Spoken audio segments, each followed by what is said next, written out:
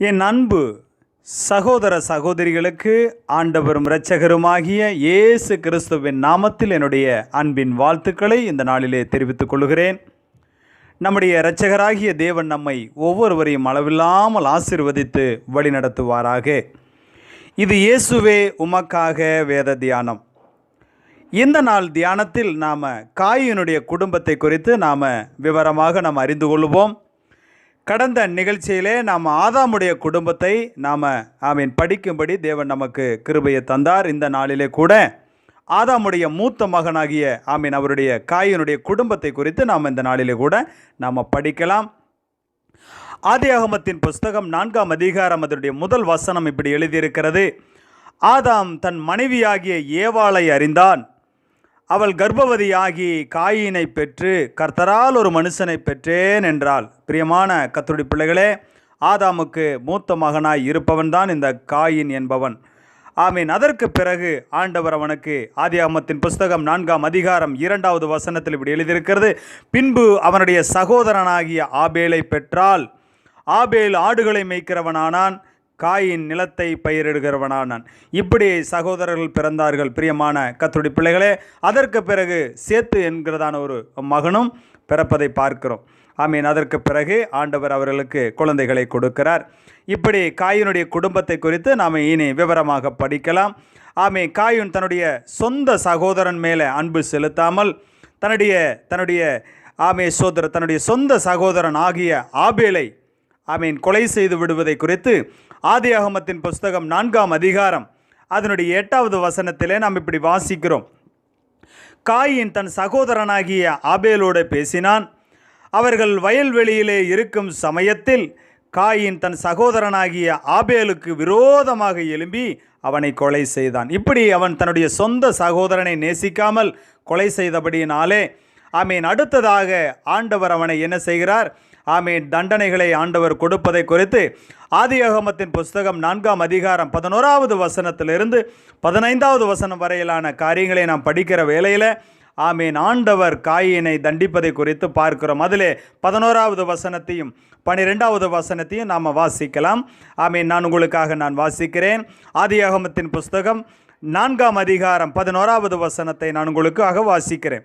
இப்பொழுது உன் சகோதரனுடைய இரத்தத்தை உன் கையிலே வாங்கி கொள்ள தன் வாயை திறந்த இந்த பூமியில் நீ சபிக்கப்பட்டிருப்பாய். நீ நிலத்தை பயிரிடும்போது அது தன் பலனை இனி உனக்கு கொடாது. நீ பூமியில் நிலையற்று அலைகிறவனாய் இருப்பாய் என்று சொல்லி ஆண்டவர் அவனை தண்டித்தார். பிரியமான கர்த்தருடைய பிள்ளைகளே, இந்த தண்டனைக்கு பிறகு காயின் ஏதேனுக்கு கிழக்கு நோத்து என்கிற தேசத்திலே போய் தேவ சமூகத்தை விட்டு வாழ்ந்தான் என்று சொல்லி ஆதியாகமத்தின் புஸ்தகம் 4ஆம் அதிகாரம் 16வது வசனத்தை உங்களுக்காக நான் வாசிக்கிறேன். அப்படியே காயின் கர்த்தருடைய சந்நிதியை விட்டு புறப்பட்டு ஏதேனுக்கு கிழக்கான நோத் என்னும் தேசத்திலே குடியிருந்தான் என்று சொல்லி வேத வசனத்திலே நாம் வாசிக்கிறோம். பிரியமான கர்த்தருடைய பிள்ளைகளே, அதற்கு பிறகு இந்த வேத வசனங்களின் வழியாக நம்ம பார்க்கிற வேளையில் காயினுடைய மனைவியை குறித்து நாம் அறிந்து கொள்ளப் போகிறோம். இந்த உலகம் முழுவதிலும் காயினுக்கு மனைவி எங்கே இருந்து வந்தது என்றுதான் இன்றைக்கு அநேகருடைய புதிதாக வேதம் வாசிப்பவர்களுக்கும் அதை படிக்கிற வேதாகம கல்லூரியில் படிக்கிற மாணவர்களுக்கும் மற்றும் புதிதாக சிந்திக்கிற நபர்களுக்கும் சோதர கேள்விப்படுகிற பிள்ளைகளுக்கும் பிரசங்கத்தை கேட்கிற பிள்ளைகளுக்கும் அநேக சந்தேகங்கள் உண்டு. பிரியமான கர்த்தருடைய பிள்ளைகளே, இந்த நாளிலே காயினுடைய மனைவியை குறித்து நாம் அறிந்து கொள்ளப் போகிறோம். ஆதியாகமத்தின் புஸ்தகம் 4ஆம் அதிகாரம் 17வது வசனத்தில் இப்படி எழுதப்பட்டிருக்கிறது. காயின் தன் மனைவியை அறிந்தான், அவள் கர்ப்பவதியாகி என்று எழுதப்பட்டிருக்கிறது. பிரியமான கர்த்தருடைய பிள்ளைகளே, இதற்கு இவனுடைய காயினுடைய மனைவி எங்கே இருந்து வந்தாள் என்று சொல்லி வேதவசனத்தினுடைய வெளிச்சத்திலே பார்க்கலாம். ஆதியாகமத்தினுடைய புஸ்தகம் 5ஆம் அதிகாரம் 4வது வசனத்திலே இருக்கிறது. ஸ்தோத்திரம். வாசிக்கிறேன். ஆதாம் சேத்தை பெற்ற பின் 800 வருஷம் உயிரோடு இருந்து குமாரரையும் குமாரத்திகளையும் பெற்றான் என்று எழுதப்பட்டிருக்கிறது.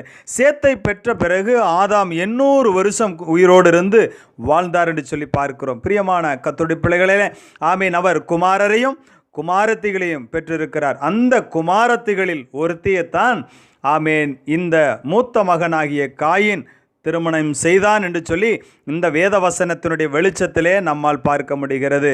ஆமேன். அடுத்ததாக ஆமேன் காயினுடைய பிள்ளைகளை குறித்து நாம் பார்க்கலாம். காயினுடைய பிள்ளைகள் சோதர் ஆதியாகமத்தின் புஸ்தகம் 4ஆம் அதிகாரம் 17வது வசனத்தில் எழுதியிருக்கிறது.